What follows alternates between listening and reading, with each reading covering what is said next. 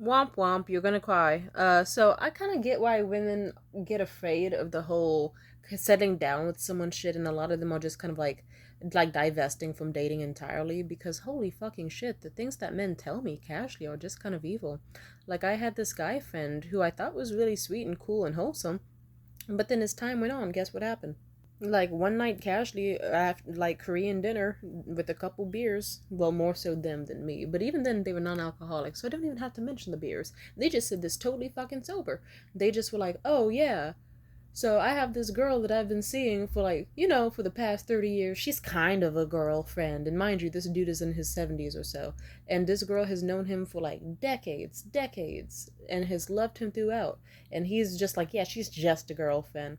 And that was news to me because any other time I talked to him, he was like, "Oh yeah, I fucked this girl from Thailand last week. Ooh, a few months back I went to the Philippines. I had an amazing sexcapade there." And he was talking all this and this and that. And so you can imagine my shock that it's like, "Oh, you had a girlfriend of 30 fucking years. But you said just 2 years ago you met this amazing chick in another country who was 20 that you were about to marry after 2 months together, but the chick is your. But, oh, okay." He claims that that she knows that he's fucking around, though, and that she just lets him, so it's like, okay, maybe they're open, or maybe she just is settling. She's like, okay, he cheats, whatever. But he had me fucked up because he did just casually say some shit like, "Oh yeah, so her mom like is dying recently, and she's been getting on my nerves about it. Like, she's just like crying all the time, hemming and hawing, trying to, plan out like what to do in her life." And I'm just like, "Hey, listen, you're going through a hard time right now.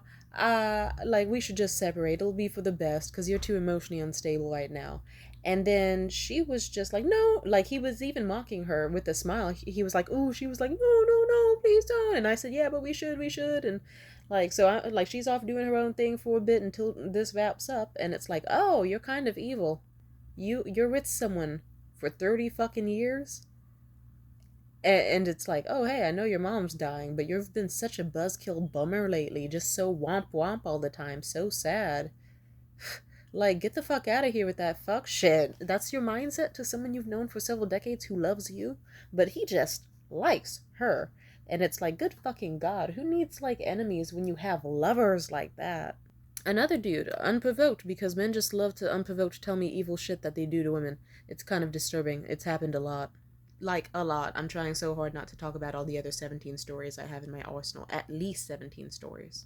But this one guy just was talking about, "Oh yeah, like he found like I knew what FetLife was." He was like, "Oh, you know what FetLife is?" And then unprovoked started talking about, "Yeah, I used that in Ashley Madison when I was cheating on my wife before. But it's okay, it worked out in the end, because in the divorce I just hid a bunch of my assets from her, and I was very good at like being stealthy with my cards and stuff, so she never knew I was cheating on her the whole time during the marriage, and I didn't have to give her shit. Isn't that great?" And it's like, that's weird. Our conversation like 30 seconds before that was about like apple juice mocktails. Huh. And I just kind of hated them from that point on. Deep in my soul, it's like, you're disgusting and disturbing. It's just kind of wild to know how some people can treat people they claim to love, regardless of gender. But obviously, I've dealt with men, so I'm going to have a lot more men stories. It's not me being man hating, but how do I put this? I don't like to feed into the narrative that men are just inherently fucking evil. I don't like to feed into that narrative. But y'all keep sneaking like the wolf inside of me that wants to talk shit about men and how evil they are. I try not to fucking feed it into that energy, but y'all go behind my back and feed it table scraps and get it nice and fat and plump anyway. And then you want to complain that it's like, "Oh, look, it's ravenous, it's angry, it's out there, ah."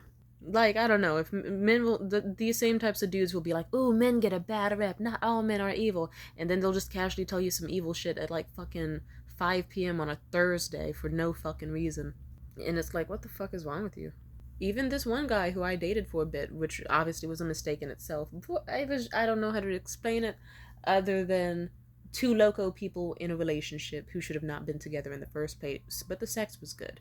And I don't know, it seemed like some moments he seemed like he was growing as a person and showing remorse for his previous actions.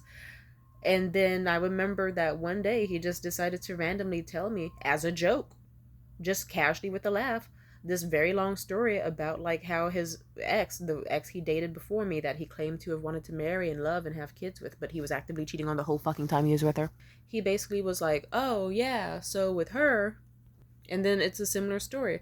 Like, she was stressed out because her mom was like sick with cancer. And then at the same time, she found out that Morgan was cheating on her all the fucking time. All the fucking time. For like basically their whole relationship. And she was so disgusted and distraught, she vented to her mom about it. And Morgan's theory is that the stress of like the mom seeing his ex like so distraught made her like I don't know if this is possible or not, but he theorizes that it might have accelerated the cancer, and that he might have been a factor in the mom actually full on dying. He told me that with a fucking smile on his face, by the way. Very disturbing and disgusting individual. Just Jesus Christ. And that's not the worst part. The worst part is the reason they broke up, officially, she was gonna forgive him for cheating, but when her mom fucking died, he wasn't helpful at all during the grief process. He was basically trying to pressure her to fuck him. And it's like, do you know how much you have to really, really, really hate a woman and be fucking evil if you are.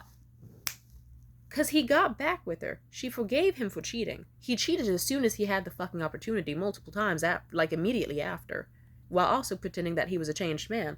And then you see your ex in bed, crying, fetal position, stressed the fuck out, and you make the decision to go, I'm like, and you decide, hey baby, fuck me, I want my dick sucked, you should fuck me, just fuck me, God, why is it so hard to fuck me? Jesus, have sex with me. It's like her body wasn't even fucking fully cold in the ground yet. Her mom's body wasn't even fully fucking cold in the ground. And you're trying to just be like, hey, I know it's been like 3 days since your mom died, but you should be fucking me and sucking my dick, like, immediately. And that's all. It's like, that's evil, and especially evil because it's like you were already cheating on her. You could have just went, all right, baby, I'm sorry, I'm gonna be a helpful, loving, shithole boyfriend, and then I'm gonna fuck behind your back because at the very least you're too stressed out to fuck, and I'm a piece of shit anyway. But I'm not saying cheating is good. Cheating's fucking terrible. Don't cheat on people. It's disgusting. I'm just saying, I don't know. I'll put it this way: if you can, like, if let's say in a metaphor, let's say you had like 10 potential ways to get money. 9 of them were very easy ways, like, ooh, this person wants to donate you cash, this person will give you a loan, this person will give you this job that's in your favorite niche, and like you have 9 cool options, and you choose the one where it's like, ooh, or I can shoot this old man in the face and then rob his newborn kid of their like fucking life savings and shit and their inheritance. And if you, I don't know, so that's how I see it. Because it's like, you could have at least fucked other people. Sorry. And I don't condone cheating. But if you're already cheating, you gotta be really fucking evil to be like, sure, I could get on Tinder or fuck any other woman around me. But, like, it's like I could hit up that one girl. I could hit up this other girl. Nah, I'm gonna go for the girl in front of me who's just fucking sobbing and heaving and like miserable and fucking depressed and wants to kill herself because she lost her mother. That's the one I want pussy from. She's the one who should be sucking my dick. Anyway, and then obviously she broke up with him. And then he begged for her back, and to this day, it's been fucking ages, he still misses her. But it's like, good for her for fucking leaving him. Because Jesus fucking Christ. And this was one of the stories that he told me like right before our own relationship ended. So don't worry, I didn't stick around very much either. Also, Morgan also tried to play the whole, ooh, I want to have a future with you. To me, I want to love you and adore you. Guess what? Similar shit happened with me. He didn't want to take no for an answer, and he got his ass beat over it, like he fucking deserved. Like, he was the type of dude to, like, hype up, like, a month or 2 in advance. Like, ooh, yes, baby, I'll take you out to Brazilian Steakhouse for your birthday. I know you don't even want any gifts, anything big. You just want to go to Brazilian Steakhouse, and I got, like, a nice higher-paying job now, so I 100% can do this for you. Because I have 2 jobs, and I'm happy to pamper you. And then he'd hit me up, like, maybe a few weeks before my birthday last year. Like, hey, so I spent $400 on 2 hats, so I can't take you out for your birthday. Unless it's something really cheap. I'm not gonna. And he stressed me out on $4 movie day. Oh, he fucking hated me. Anyway, he's a piece of shit. I guess I'm just making this video just because the fucking. You ever just get scared of how some people think they're showing love? Or how they think they love other people?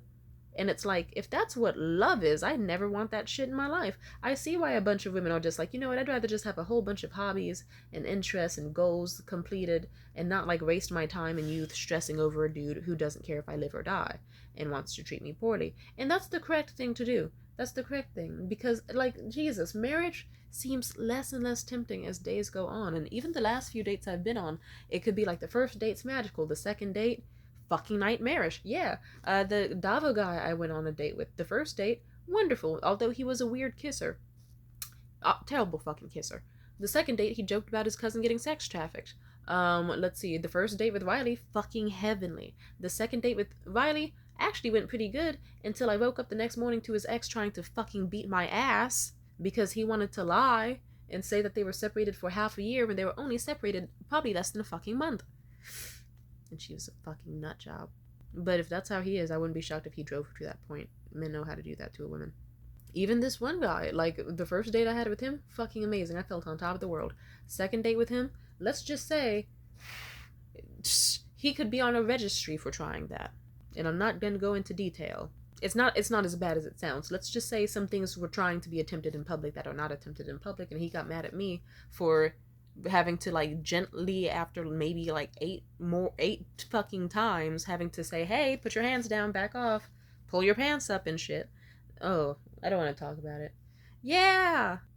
So yeah, the dating pool has piss and needles in it. It's fucking dangerous and it's just full of pricks and nastiness.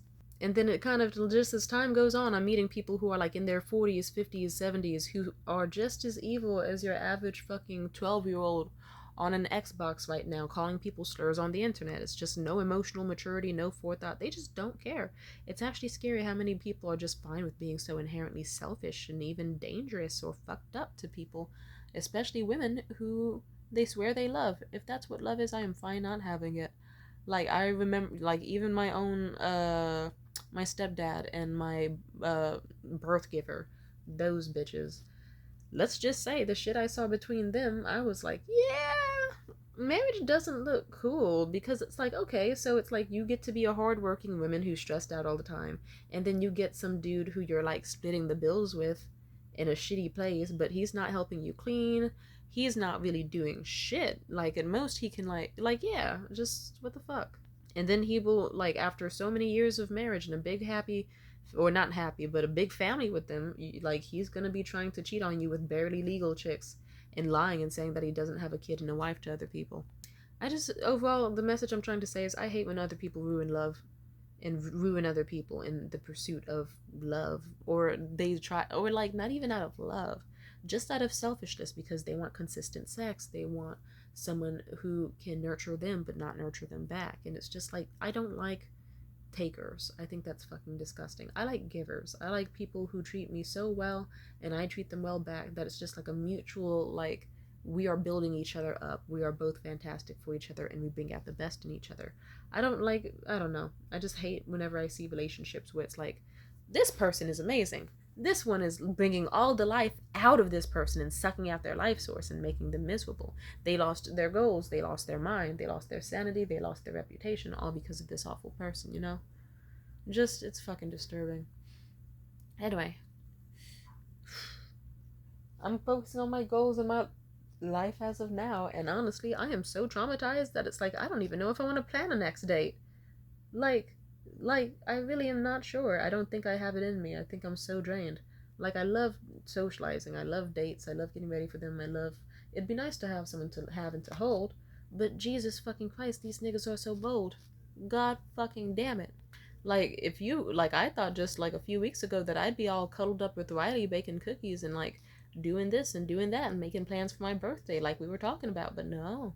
And yeah, just what the fuck, really. Ugh. Well, not much to say other than good fucking luck out there if you're dating. Try your best not to be psychopathic. Please. Just try. Like, and I also, just to say it, don't be the type of person who's gonna be lazy either. Don't just be someone who's like, oh, well, I'm better than all these other dudes because I don't hit my wife. Do I clean? No. Do I care about her emotionally? Also, no. Am I good for any sort of real emotional support? No. Do I compliment her? Not really. Like, don't be one of those people, like, because that's just how you end up on Sub, but it's like our dead bedroom or whatever. Like, don't be a fucking loser. Peace out.